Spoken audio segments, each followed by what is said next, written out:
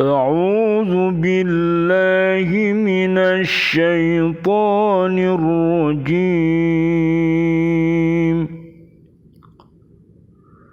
بسم الله الرحمن الرحيم.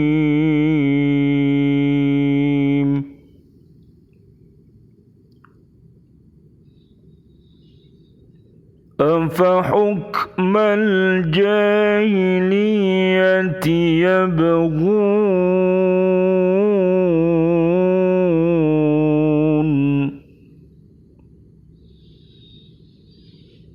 ومن أحسن من الله حكما لقوم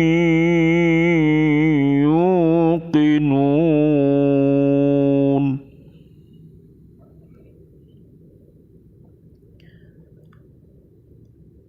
Apakah hukum jahiliyah yang mereka kehendaki? Hukum siapakah yang lebih baik daripada hukum Allah bagi orang-orang yang meyakini agamanya?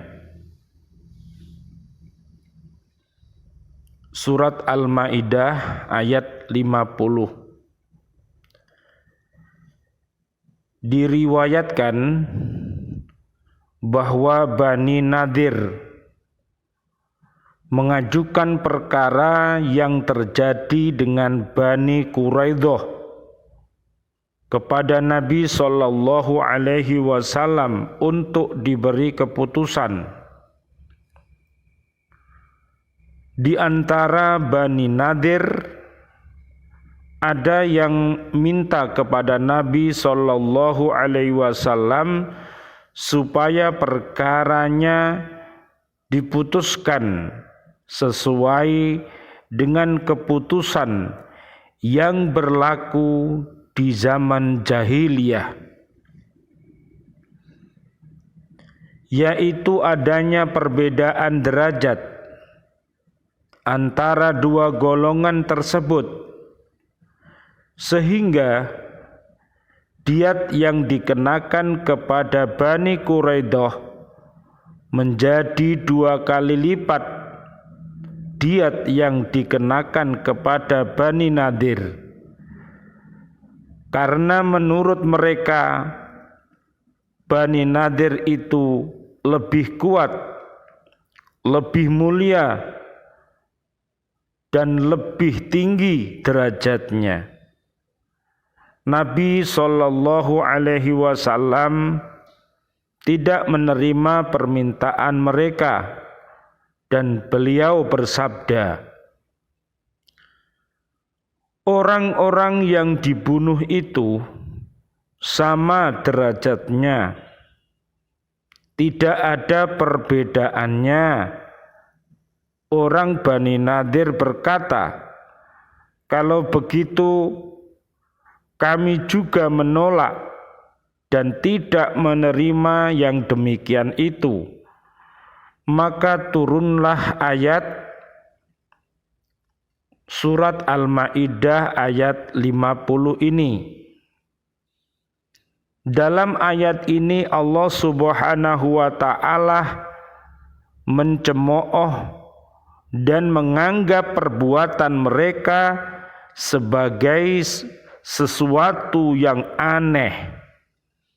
Mereka mempunyai kitab samawi dan ilmu yang luas, tetapi mereka masih mengutamakan hukum-hukum jahiliyah yang jelas bertentangan dengan hukum yang ada di dalam kitab Taurat.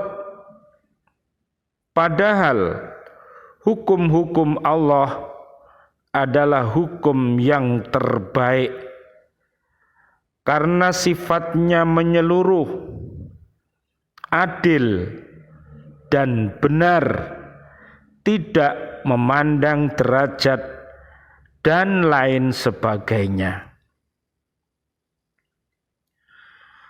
Marilah kita perhatikan sifat-sifat mulia bangsa Arab sejak sebelum kenabian.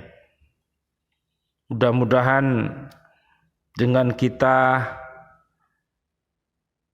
membaca kisah-kisah umat-umat terdahulu, kita akan bisa mengambil pelajaran mana jalan-jalan yang diridhoi Allah kita ikuti, dan mana jalan-jalan yang dimurkai oleh Allah kita hindari. Marilah kita baca sifat-sifat mereka, yang baik kita ikuti dan yang tidak baik kita hindari. Mudah-mudahan kita mampu menjadi umat-umat Nabi Muhammad yang senantiasa beriman dan berakhlakul karimah, sebagaimana Rasulullah sallallahu alaihi wasallam bersabda, bu'istu liutammima makarimal akhlaqi, aku diutus untuk menyempurnakan baiknya budi pekerti. Hadis riwayat Imam Ahmad, Al-Baihaqi dan Hakim. Dan juga beliau bersabda, janganlah kamu saling belakang membelakangi, tidak menyapa, jangan benci membenci, jangan hasud menghasut, dan jangan memutuskan tali persaudaraan, tetapi jadilah kamu semua hamba-hamba Allah sebagai saudara. Hadis riwayat Imam Bukhari dan Imam Muslim. Sebagaimana Allah Subhanahu wa ta'ala berfirman di dalam surat Ali Imran, ayat yang nomor 103. Allah berfirman, wa'tasimu bihablillahi jami'an wa la tafarraqu wadhkuru ni'matallahi 'alaikum id kuntum a'da'an fa'alafa baina qulubikum fa asbahtum bi ni'matihi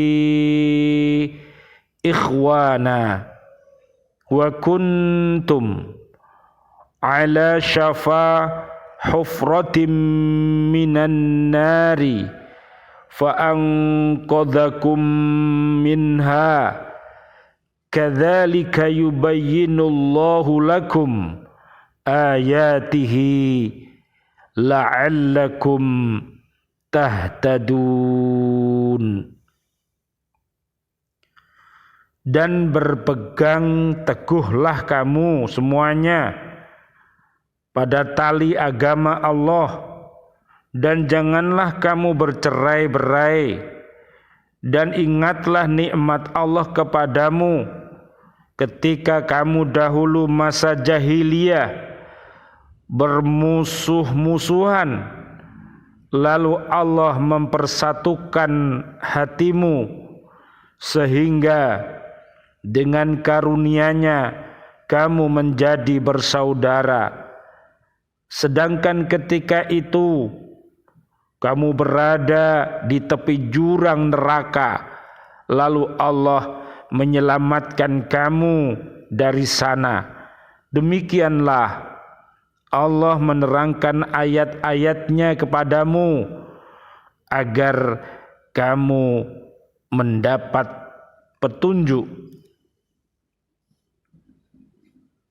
Wal takum minkum ummatun yad'una ilal khairi wa ya'muruna bil ma'rufi wa yanhauna 'anil munkar wa ulaika humul muflihun. Dan hendaklah di antara kamu ada segolongan orang yang menyeru kepada kebajikan, menyuruh berbuat yang ma'ruf dan mencegah dari yang mungkar, dan mereka itulah orang-orang yang beruntung. Memang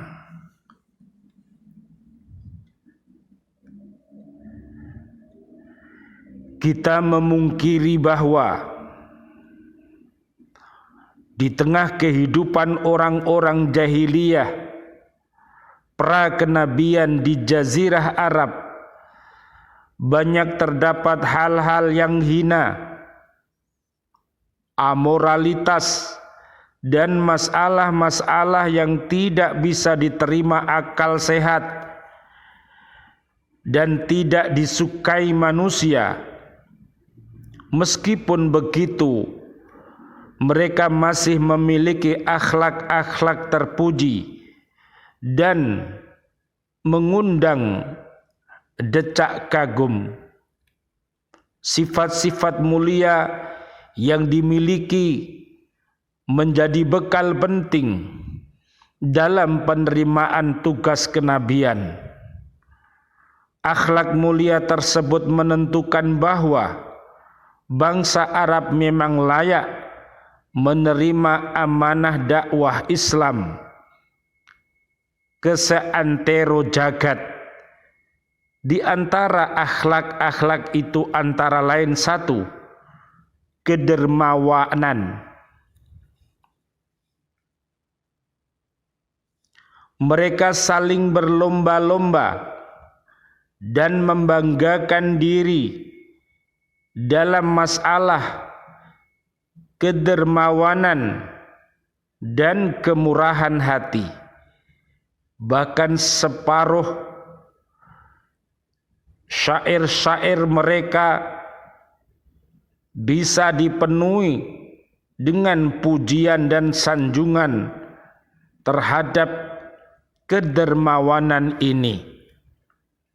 Ada kalanya seseorang didatangi tamu yang kelaparan pada saat hawa dingin menggigit tulang.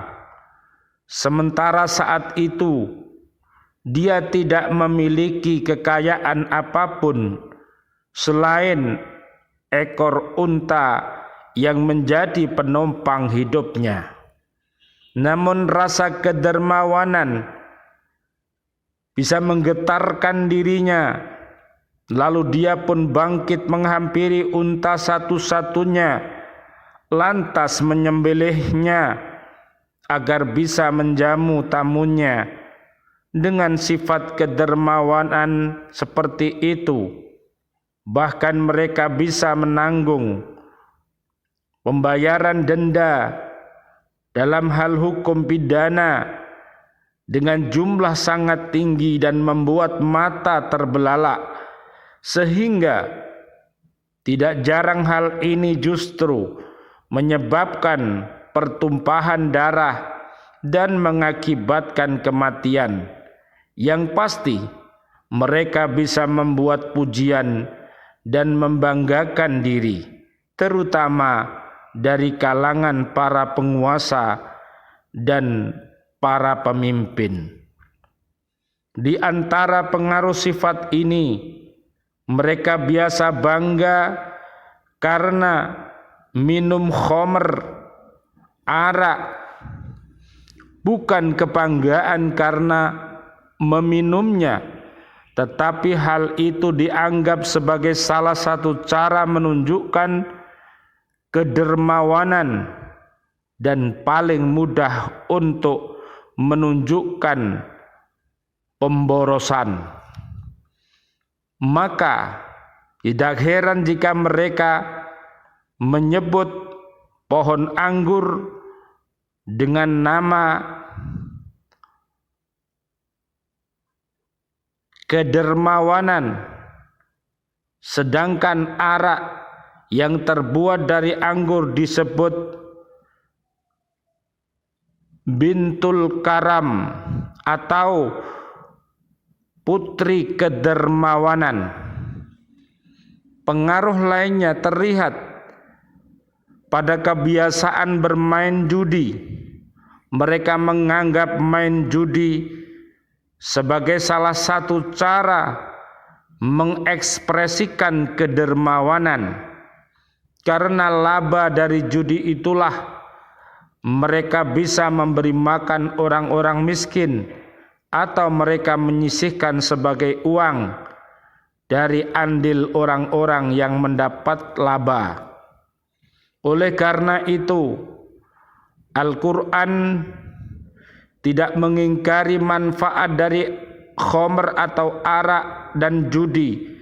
Namun Al-Quran menyatakan tetapi dosa keduanya lebih besar daripada manfaatnya.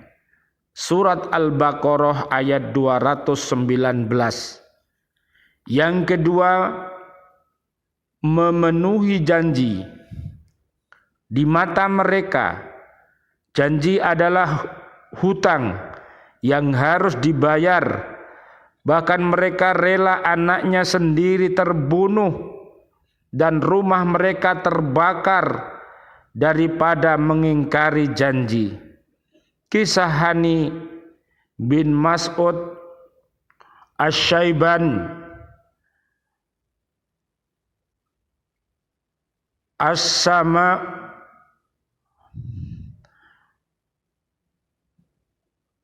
As-Sama'u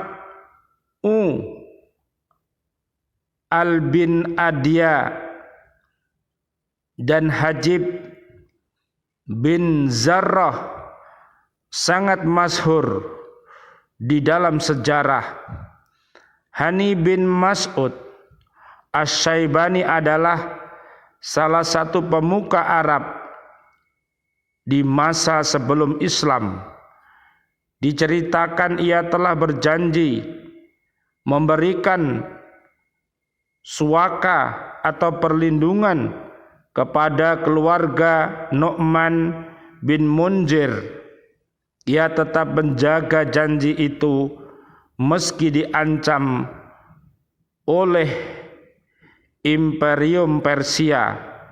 Keselamatan diri dan keluarganya menjadi taruhan demi memegang teguh janji itu. Yang ketiga, kemuliaan diri dan keengganan menerima kehinaan dan kedzaliman.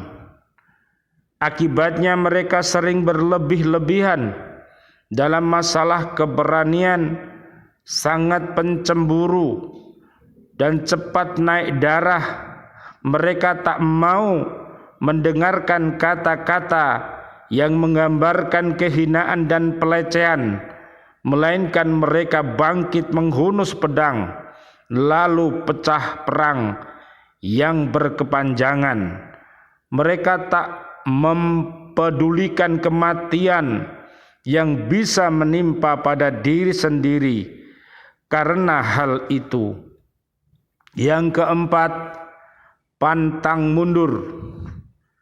Jika mereka sudah menginginkan sesuatu yang di situ ada kehormatan dan kemuliaan, maka tidak ada sesuatu pun yang bisa menghadang atau mengalihkannya. Yang kelima, lemah lembut dan suka menolong. Mereka suka membuat sanjungan tentang sifat ini dalam bentuk syair. Hanya saja sifat ini kurang tampak karena mereka berlebih-lebihan dalam sifat keberanian dan mudah terseret pada peperangan. Yang keenam, kesederhanaan pola kehidupan Arab Badui. Mereka tidak mau dilumuri warna-warni dan gemerlapnya peradaban. Hasilnya adalah kejujuran, dapat dipercaya, meninggalkan dusta, dan menjauhi pengkhianatan. Kita melihat akhlak-akhlak yang sangat mulia ini di samping letak geografi Jazirah Arab merupakan sebab mengapa mereka dipilih untuk mengemban beban risalah yang menyeluruh menjadi pemimpin umat dan masyarakat dunia. Sebab sifat-sifat ini, sekalipun sebagian di antaranya ada yang menjerumus kejahatan dan menyeret kepada kejadian yang mengenaskan, toh pada dasarnya itu semua merupakan akhlak yang terpuji. Sifat-sifat ini bisa mendatangkan manfaat bagi masyarakat manusia jika mendapat sentuhan perbaikan. Maka inilah tugas Islam. Barangkali akhlak yang paling menonjol dan paling banyak bermanfaat setelah sifat pemenuhan janji adalah sifat kemuliaan dan semangat pantang mundur, sebab kejahatan dan kerusakan tak bisa diperbaiki, juga keadilan dan kebaikan tidak bisa ditegakkan kecuali dengan kekuatan. Dan sifat seperti ini, di luar sifat yang 6 ini, tentunya masih ada sifat-sifat utama mereka yang lain. Namun kali ini kita cukupkan pembahasannya pada yang 6 ini dalam Sirah Nabawi Al-Mubarak Furi, Pustaka Al-Kautsar, cetakan ke-31 2010, halaman 34 sampai 36. Semestinya kita meneladani sifat-sifat mulia mereka ini. Tidak ada sesuatu apapun yang paling berat di dalam timbangan amal baik seorang mukmin pada hari kiamat nanti daripada akhlak yang mulia. Sesungguhnya Allah membenci orang yang berkata kotor lagi jahat. Hadis riwayat Imam At-Tirmidzi. Mudah-mudahan kita menjadi umat yang terbaik, yaitu umat-umat yang senantiasa mau beramar ma'ruf dan nahi mungkar. Kuntum khaira ummatin ukhrijat linnasi ta'muruna bil ma'rufi wa tanhauna 'anil munkari wa tu'minuna billah walau amana ahlul kitabi lakana khairal lahum minhumul mu'minuna wa aktsaruhumul fasiqun. Kamu umat Islam adalah umat yang terbaik yang dilahirkan untuk manusia, karena kamu menyuruh berbuat yang ma'ruf dan mencegah dari yang mungkar dan beriman kepada Allah. Sekiranya ahli kitab beriman, tentulah itu lebih baik bagi mereka. Di antara mereka ada yang beriman, namun kebanyakan mereka adalah orang-orang fasik. Mudah-mudahan Allah senantiasa memberikan perlindungan kepada kita dan keluarga besar kita serta umat Islam ini senantiasa diberikan pertolongan oleh Allah dan perlindungannya. Amin amin ya rabbal alamin. Rabbana taqabbal minna innaka antas samiul alim wa tub alaina innaka antat tawwabur rahim. Walhamdulillahi rabbil alamin. Wal afu minkum. Wassalamu alaikum warahmatullahi wabarakatuh. Waalaikumsalam warahmatullahi wabarakatuh.